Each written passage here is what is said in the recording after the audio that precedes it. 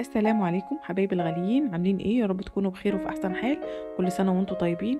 ان شاء الله هنعمل مع بعض النهارده الزبادي بالفراوله زي ما عملنا مع بعض قبل كده الزبادي الساده، وكان طعمه ممتاز وقوامه كريمي كده وناعم. ان شاء الله هنعمل مع بعض بنفس الخطوات الزبادي بالفراوله. هيكون في البيت ان شاء الله، هنعمله بسهوله جدا وهيكون موفر، مش هنستغنى عنه ان شاء الله في سحور رمضان. هيكون قوامه متماسك وناعم وكريمي في نفس الوقت. عايزين نقتصد شويه ونعمله في البيت وما نشتريهوش تاني من بره، وان شاء الله هيطلع معاكي احسن من الجاهز، وهيكون موفر جدا بالنسبه ليكي، لان احنا عارفين ان الزبادي لا غنى عنه في السحور. اهم حاجه تابع معايا الفيديو للاخر ولايك للفيديو بتاع النهارده، وكمان اشتراك في القناه. وتعالوا كده بينا نسمي الله ونبدا. معايا كيلو من الحليب او اللبن ايا كان المسمى بتاعته. انا شارياه من الفلاحين او اشتريه من لبان تكوني انت واثقه فيه. حابه تستخدمي اللبن اللي هو المعلب تمام، مفيش مشكله، هيكون برضو كويس معاكي، بس مش هيطلع معاكي وش لبن تقيل، لان اللبن اللي احنا جايبينه من الفلاحين لبن كامل الدسم، فهو اللي بيطلع معاكي الزبادي ممتاز. في المرحلة دي هنبدأ نرفع اللبن بتاعنا على النار.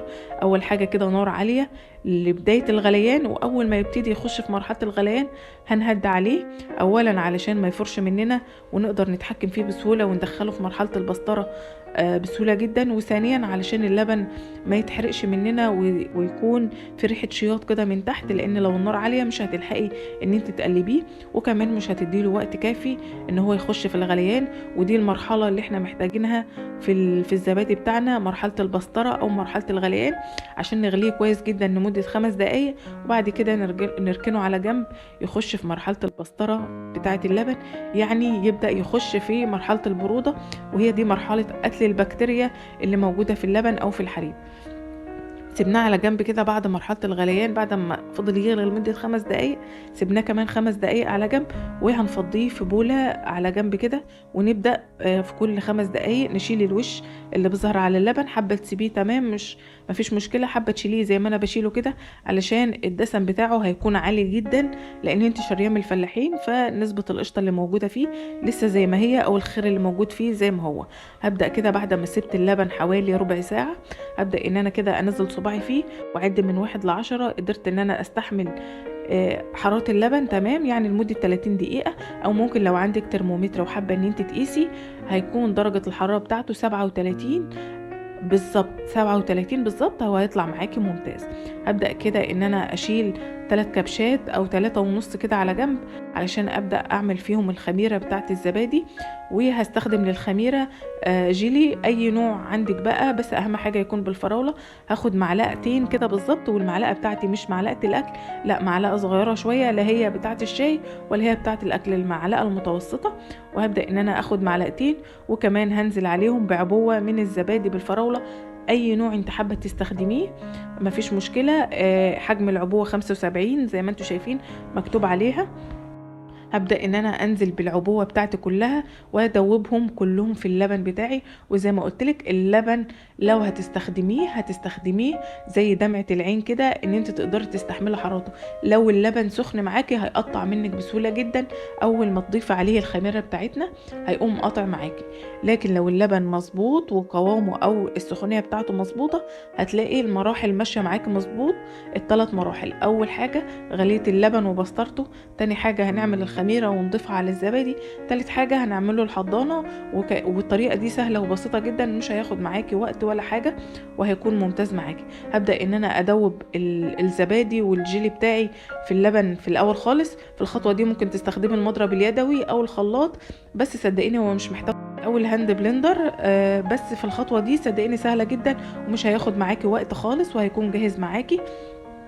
في المرحلة دي بدأت ان انا اصبه واقلب، وقلبي كمان بحيث لو في تكتلات باقية من الجيلي او اي حاجة تدوب بسهولة. هبدأ ان انا استخدم البرام او القوالب دي، وبرضك لو مش متاحة عندك مفيش مشكلة، استخدمي كوبايات الشاي العادية او المجات. البرام ده بياخد 110 جرام من الزبادي، يعني الكيلو حليب طلع لي 6، هو كمان طلع لي مج معاه. هبدأ ان انا اصب كده وبالراحة خالص علشان ما توقعيش حاجة، وتكوني عارفة ان البرام مش بتملى للاخر. عندك اي بولات حاجات بقى حابه تستخدميها او تعمليها للزبادي مفيش مشكله، بس صدقيني الحجم ده مميز وطعمه حلو قوي وكمان قليل وكمان سعره بسيط جدا. انا حوالي اشتريت الستة دول بحاجه قليله جدا، يعني حوالي ب25 جنيه، مش كتار قوي ولا حاجه.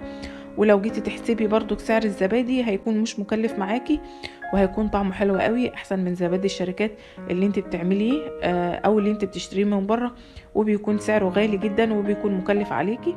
فاعملي الحاجه في البيت بنظافه وانت تكوني عارفه انت مستخدمه فيها ايه. فاض معايا شويه حطيتهم في مج من بتاع الشاي، وهبدا كده ضفنا الميه السخنه بتاعتنا، ميه مش سخنه قوي، ميه عاديه خالص، يعني احنا مستحملين برضو حرارتها. ودي هتكون الحضانه، غلفناها باسترتش راب. ومعلش المرحله بتاعه الميه دي كانت ممسوحه من عندي في الفيديو او الكاميرا ما كانتش شغاله، اسفه. غطيناه باسترتش راب، وكمان هنغطيه بالفويل بتاعنا وهندخله الفرن. شغلناه بس لمده 5 دقايق بحيث ان هو بس يسخن او تكون السخونيه بتاعته كده هاديه، نقدر ندخل فيه الزبادي علشان تكون الحضانه بتاعته وتكون مظبوطه. اهم حاجه غلفيه، ما عندكش فويل غطيه بفوطه ودخليه الفرن بتاعك. خد معانا 4 ساعات وكان جاهز. طلعناه دخلناه التلاجة وكان ممتاز جدا جدا وما خدش مننا وقت خالص، وكان الزبادي متماسك. لو انت وصلت معايا لحد هنا في الفيديو ما تنسيش لايك واشتراك في القناة لو انت اول مرة تشوفيني وتتابعيني. الزبادي بتاعنا بعد 4 ساعات كان جاهز ان احنا ندخله التلاجة، وكان متماسك بنسبة 70% زي ما انتوا شايفين. المية بتاعته خلاص هنستغنى عنها، وهنبدأ ننشف البولات بتاعتنا وندخلهم التلاجة زي ما انتوا شايفين كده. اللهم بارك، ما خدش معايا وقت، عملته من بالليل وطلعته على طول، كان اصبح جاهز الصبح بعد ما دخلته التلاجة. زي ما انتوا شايفين في المرحلة دي الزبادي كان متماسك معانا بسهوله جدا. وحاولي ان انت وانت بتطلعي ما توقعيش ميه على القوالب اللي جنبه. الكوبايه بتاعتنا رغم ان هي كبيره ومليانه لكن كانت متماسكه بنسبه 70%. هبدا ان انا كده افرغ القوالب من الميه اللي موجوده لسه فيه وادخلهم التلاجة بتاعتنا علشان يطلع معانا الزبادي متماسك وشكله حلو قوي وكمان لونه مميز وطعمه حلو قوي. بصراحه هيعجبكم، ناعم جدا وكريمي. اعمليه في البيت بكل سهوله جدا، اولادك هيحبوه وهيعشقوه وهيطلع معاكي اللهم بارك بكل سهوله جدا مظبوط. وما تقلقيش، اتبعي بس الخطوات اللي احنا اشتغلنا عليها في الفيديو بتاع النهارده. اول حاجه ان انت تكوني واثقه من اللبن اللي انت هتشتريه، سواء من فلاحين او من لبان او لبن معلب او مبستر. اهم حاجه اتاكدي منه يكون ممتاز. لو هتسيبيه في التلاجة ليلة او ليلتين مفيش مشكلة، هيطلع معاكي برضك مظبوط. دخليه في مرحلة الغليان 5 دقايق وهد عليه النار وسيبيه 5 دقايق يغلي بكل سهولة علشان تقتلي كل البكتيريا اللي موجودة فيه ويطلع معاكي الزبادي كويس. هنسيبه على جنب لمدة 5 دقايق ونبدأ ان احنا نركنه في حاجة تانية علشان نبدأ نشتغل فيه ويطلع معانا كويس. هنسيبه لمدة 5 دقايق وبعدين ركناه، وبعدين نبدأ ان احنا نشوف او نقيس اللبن وصل لدرجة السخونية ايه. وهيكون اللبن بتاعنا زي دمعة العين علشان تقدري تعملي له الخميرة، لان لو اللبن سخن زي ما قلتلك وعملت الخميرة وضفتيها على اللبن هيكون قاطع معاكي ويبقى لبن رايب بكل سهولة. الزبادي بتاعنا زي ما انتوا شايفين حاجة كده اللهم بارك حلوة قوي ومتماسك. معلش انا كنت في الوقت ده صايمة فمش قادرة ان انا ادوق، فزي ما انتوا شايفين انا بختبر لكم الكوباية اللي هي حجمها كبير، والزبادي اللهم بارك متماسك وطعمه حلو قوي وكمان يعني حاجة كده ناعمة وكريمي في نفس الوقت. اتمنى ان انتوا تتابعوا الوصفة للاخر علشان تشوفوا كل التفاصيل والتركات اللي انتوا محتاجين تعرفوها في الفيديو بتاع النهاردة.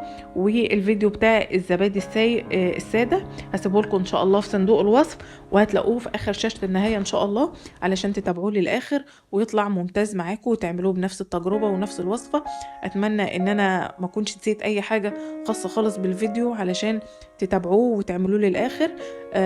وصفة ممتعة ومشاهدة ممتعة للفيديو. دمتم سالمين والسلام عليكم ورحمة الله وبركاته.